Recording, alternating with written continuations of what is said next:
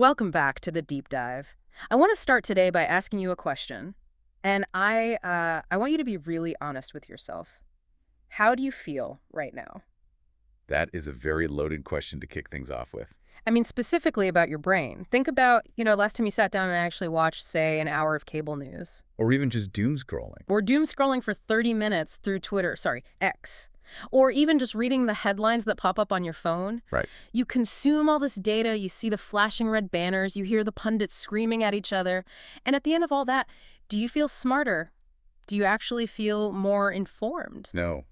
You feel heavier. You feel sticky. Heavier is the perfect word. It's that brain fog where you know something bad is happening somewhere, but you couldn't for the life of you explain the nuances of it. It's the cognitive equivalent of eating an entire bag of marshmallows for dinner. Huh, that's good. You're technically full, but you feel sick, and you definitely haven't gotten any nutrition. Exactly. And we usually frame this as like a personal failure. Oh, I need to manage my screen time better, or I need a digital detox. Right. It's my fault I feel this way. But today, we're going to take a totally different approach. We're going to look at this feeling not as a bug, but as a systemic design feature of the global media landscape. A feature, not a bug. I like that. Because usually when we analyze media, it gets very academic, right? We talk about bias, ownership structures, neoliberal influence. All important stuff, but very dry. Very dry. But today we're looking at something much more visceral. We're talking about the aesthetic of news, Right. The vibe of reality that different countries are selling to their own citizens. We are going on a world tour, and our guidebook for this trip is a series of, there's satirical articles from the Barack Face blog, specifically a piece called The Great American News Circus and its global sequels. Now, these are satire, but like all good satire, they cut incredibly deep. They get to a truth that a straight-faced analysis might miss.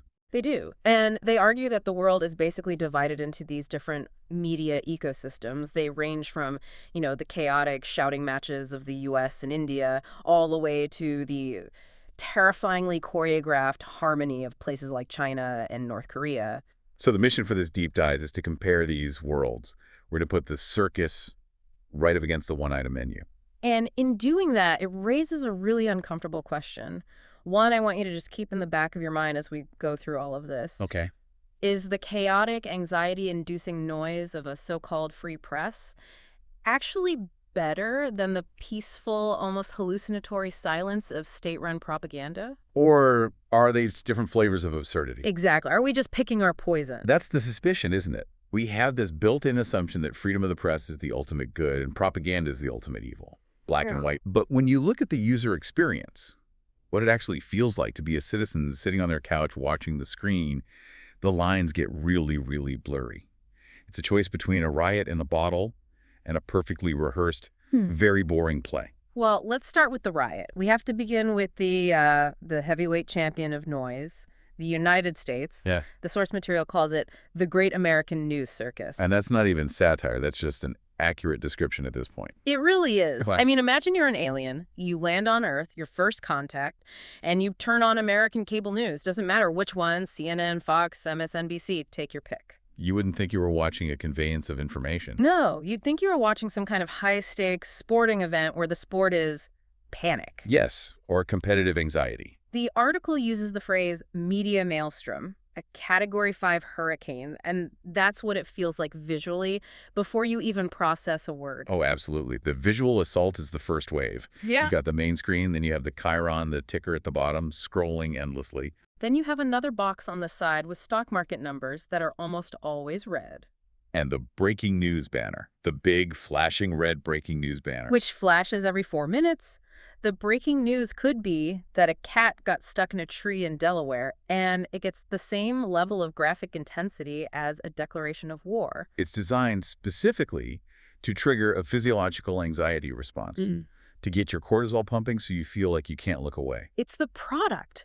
The article describes the American news product as an all-you-can-eat buffet of half-digested facts and outrage souffle. Outrage souffle. That is just, it's perfect. Isn't it? Because it looks big and puffy and important, but there's absolutely no substance. The second you poke it with a fact, the whole thing just collapses. And who is serving this souffle? We have to talk about the talking head. Oh, the talking heads. In the American ecosystem, the source describes the talking head as America's greatest renewable resource. It made me laugh out loud because it is so painfully true. You turn on the TV, and it's never just one person calmly reading the news. That's gone. The days of Walter Cronkite are ancient history. Now it's a grid. Yeah. It looks like the opening of the Brady Bunch, but everyone is furious with each other. 6 people in 6 little boxes, all yelling over each other simultaneously. And the casting is what gets me. Look at their credentials, or lack thereof. The source points out this total absurdity. Okay, so you have your ex-politician, usually someone who got voted out of office because everyone agreed they were incompetent. Right. And now they've magically pivoted to become a senior political analyst, analyzing the very system they just failed in. Then you have the fellow from some think tank you've never heard of. A think tank that, if you dig a little, is sponsored by a handful of billionaires with a very specific agenda. And my personal favorite, the analyst, who is just, as the source puts it, someone's uncle after 3 beers. Yes. They just found a guy with strong opinions and a decent webcam. It's basically a casting call for the WWE. The wrestling comparison is so apt. It's performance art. The goal is not resolution. It is not understanding. The goal is conflict. It's conflict, because if everyone on the panel agreed, the segment would be over in 30 seconds, and you, the viewer, might change the channel. They need the friction to keep you hooked, and they need the jargon. But the jargon is a whole other level. We need to pivot to the optics of the situation. This represents a fundamental paradigm shift. Let's unpack the narrative here. It's this cloud of confident confusion. They speak with such authority that you, sitting at home, feel like you're the idiot for not getting it. But in reality, they're not saying anything at all. It's just verbal filler. It's just filling time between the commercials, and this is where the satire in the source material gets really, really dark. It points out the insane juxtaposition of the content. Right. You have a 10-minute segment about the imminent fiery collapse of American democracy. Scary music, red graphics, everyone is shouting, the world is ending. And then, without missing a beat, they cut to a commercial. Are you sad? Is the impending apocalypse making you feel a little down? Ask your doctor about Obliviate. Exactly. The source zeroes in on those big pharma ads. Here's a pill that will cure your sadness, but side effects may include spontaneous gambling, the sudden urge to divorce your spouse, or mild death. It's a perfect closed loop. The news channel creates the anxiety, and then the advertisers sell you the cure for the anxiety the channel just gave you. It's a business model based on making the population sick and then selling them the medicine. Scare them, drug them, scare them again. And the Super Bowl of this whole circus, the grand finale every 2 to 4 years, is election night. Oh boy. The source calls it a psychological endurance test. Or even better, democracy as reality TV. We all have that image burned into our retinas, don't we? Wolf Blitzer or, Steve Kornacki. Staring at the magic wall. Staring into the abyss of pie charts and electoral maps, trying to fill hours of airtime while they wait for 300 votes to be counted in some tiny county in Nevada. It's maximal freedom. You can say anything, you can watch anything, you have 1,000 channels, but the result is minimal clarity. You have access to everything, but you understand almost nothing because it's buried under an avalanche of noise. Okay. So that is the circus, the baseline. Now let's take a deep breath, cross the Pacific, and look at the alternative. The one-item menu. This is the Chinese media landscape. And the contrast is just... it's jarring. It is. If the U.S. is a chaotic frat party where everyone is screaming, Chinese state media is a silent library. Maybe a monastery. It's what the source calls serene minimalism. Imagine walking into a restaurant. In America, the menu is 50 pages long, it's sticky, and half the items are out of stock. In China, the waiter silently approaches your table and hands you a single laminated card. On it is one item. State-approved truth, extra soy sauce. And you better like it, because there are no substitutions. And the whole aesthetic changes. All the chaos of the American screen is gone. No scrolling tickers of doom. No 6-box shouting match. You have one anchor. Maybe 2. And they are, as the source calls them, Zen monks of monotony. I've seen clips of CCTV, the main state channel. The anchors are incredibly polished. They're very calm. They barely blink. It's almost unsettling. They don't interrupt. They don't raise their voices. They just nod. The headlines are never crisis in the Capitol or scandal rocks the party. The headlines are things like glorious leadership advances national prosperity. Or bumper harvests assured by correct policy. It sounds incredibly boring. That is the feature. not the bug. It is designed to be boring. It's what the article calls frictionless fiction. Frictionless fiction, I like that. And the argument is that for the average citizen who is just trying to get through their day, this can actually be, well, soothing. I can almost see that. You've had a long day at work, you turn on the TV, and the government essentially tells you everything is under control, we have a plan, don't worry, go back to work. It's the great airbrush of reality. The censorship isn't just about blocking bad news about scandals or protests. It's about curating a perfectly smooth, unblemished version of reality. The source calls it the pretend it didn't happen game. If there's a financial scandal, delete the keywords from the internet. If there's a protest somewhere, well, it never happened. What protest? And look at how they treat the rest of the world, especially the U.S. It's the mirror image of American news. Right. In the American circus, the U.S. is always on the brink of self-destruction. In the Chinese menu, China is always the prom king, the stable, wise, successful one. And the U.S. is the chaotic, dysfunctional mess in the parking lot setting its own car on fire. They'll just show 5 minutes of raw footage from an American protest. They don't even need to comment on it. They just let the chaos speak for itself. The unspoken message is, look at those poor Americans with their messy freedom. Aren't you glad you have stability and harmony? So the trade-off is the complete inverse of the U.S. You get maximal clarity. Everyone knows exactly what the official truth is supposed to be, but you have zero freedom to question it. It's a perfectly crafted, frictionless fiction. Okay, but China is sophisticated. It's high-tech, sleek authoritarianism. Now I want to go somewhere weirder.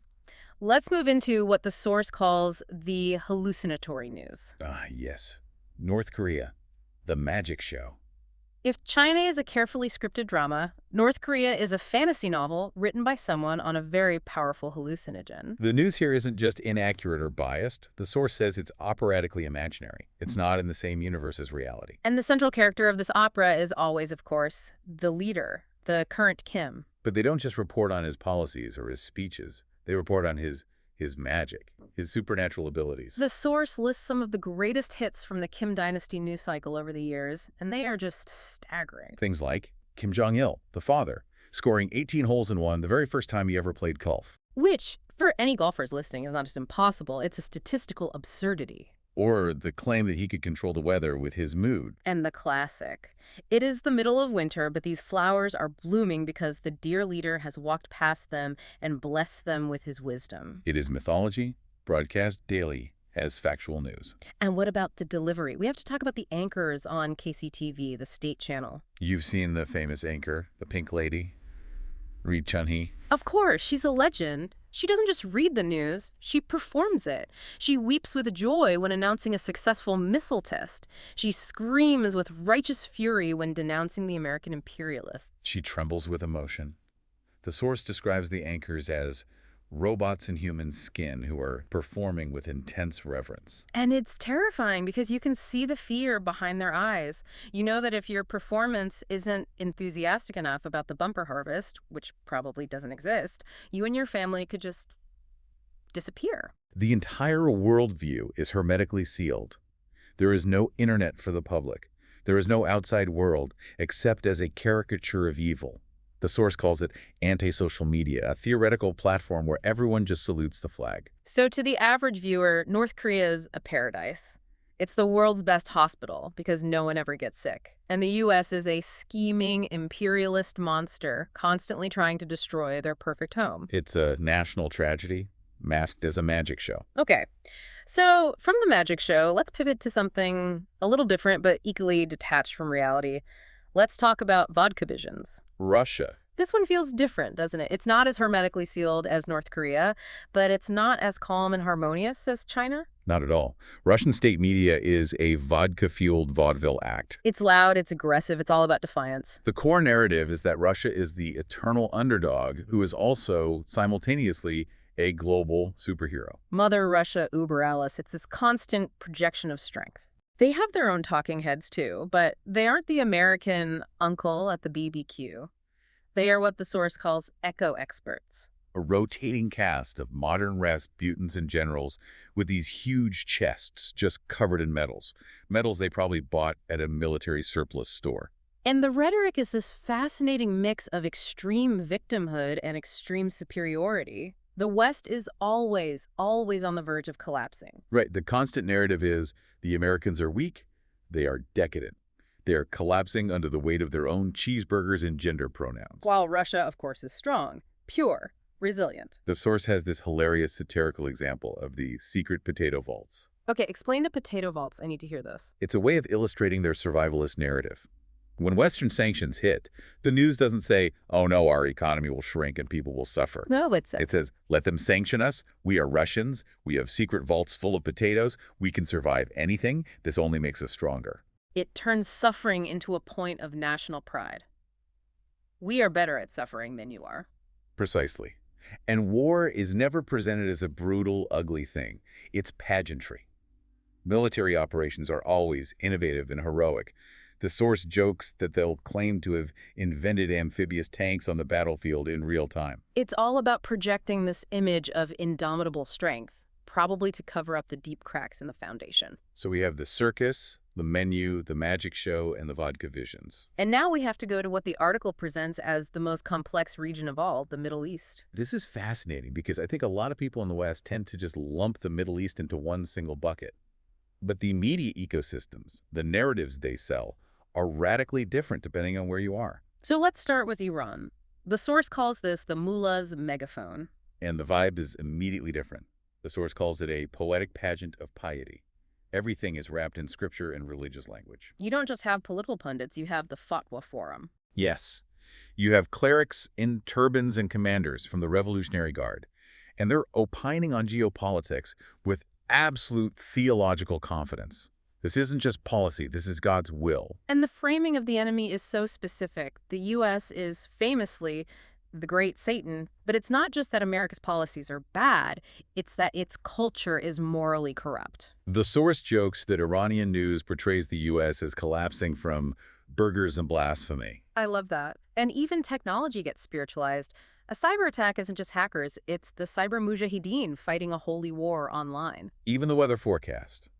A satirical line from the source is, today will be sunny with a chance of sanctions, but the imam ensures spring is coming. It's a moral firewall. They block Netflix and Facebook not just because they're Western, but because they are seen as spiritually polluting. Okay, now let's jump across the Persian Gulf to Saudi Arabia, a completely different planet. The mirage of majesty. If Iran is about ancient piety and revolutionary zeal, Saudi media is about futuristic bling.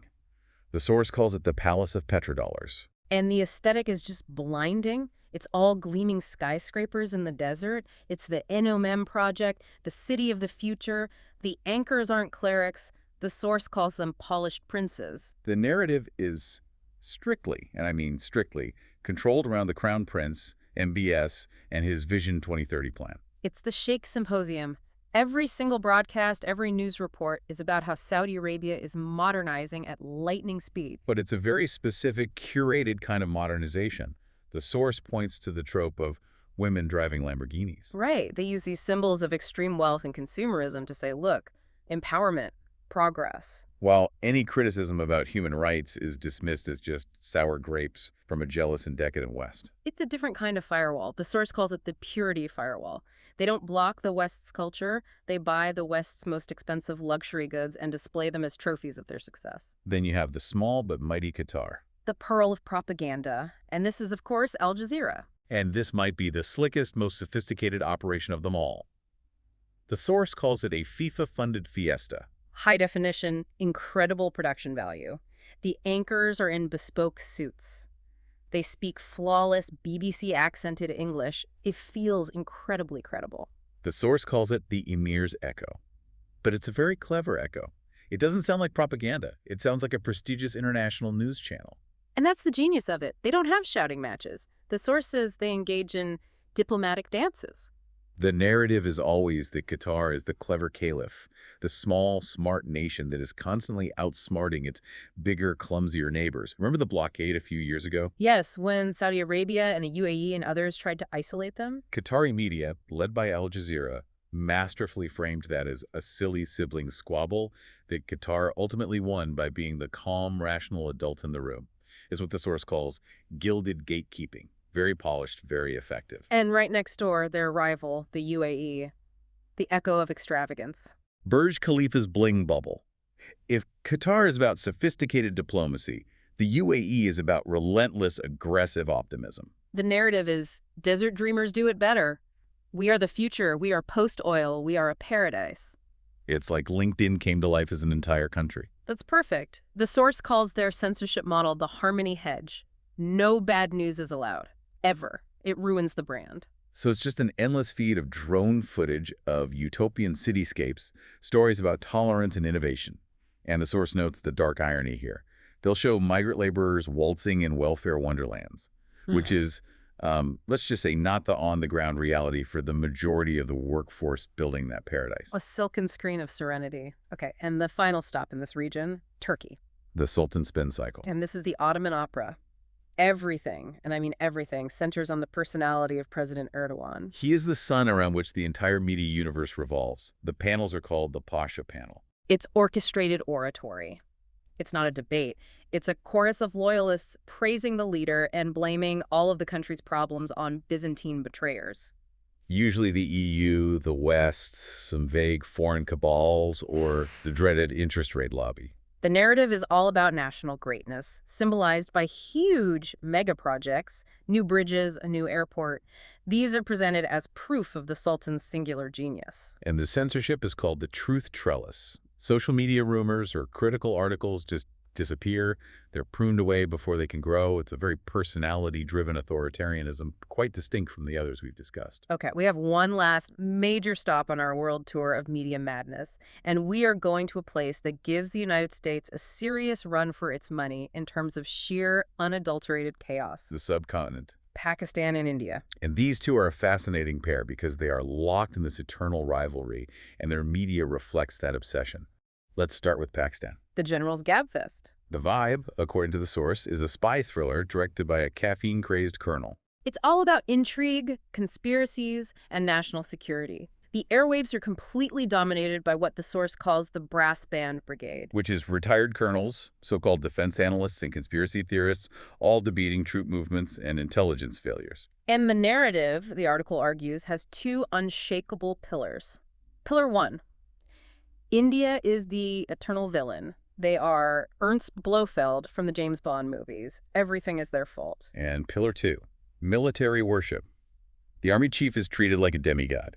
He is portrayed as a strategic genius ascending Everest from his desk. You see these dramatic music videos with missiles marching in parades. And any domestic problem, a failing economy, and insurgency in Balochistan is always blamed on an external enemy. It's foreign bugs being sent across the border. It's always a plot by India or the U.S. Censorship is framed as a patriotic duty, a blackout drill for democracy. But then you cross the border into India, and the volume knob doesn't just go to 11, it breaks off in your hand. The Bollywood blare. The masala mayhem. If the U.S. news media is a circus, Indian TV news is a riotous ruckus. It makes Fox News look like a silent meditation retreat. just describe the screen for me. What does it look like? Okay. Imagine your TV screen. Now divide it into 10 boxes. In every single box, there's a person's face, and that person is screaming. There are animated flames in the background for dramatic effect. And there are sound effects. Every time a new headline pops up, you hear a whoosh or a bam, like an old Batman episode.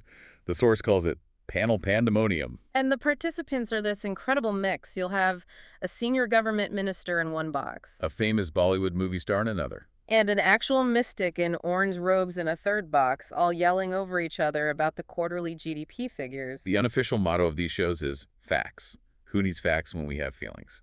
It is nationalism on a truly epic scale. India as invincible Indra, the king of the gods.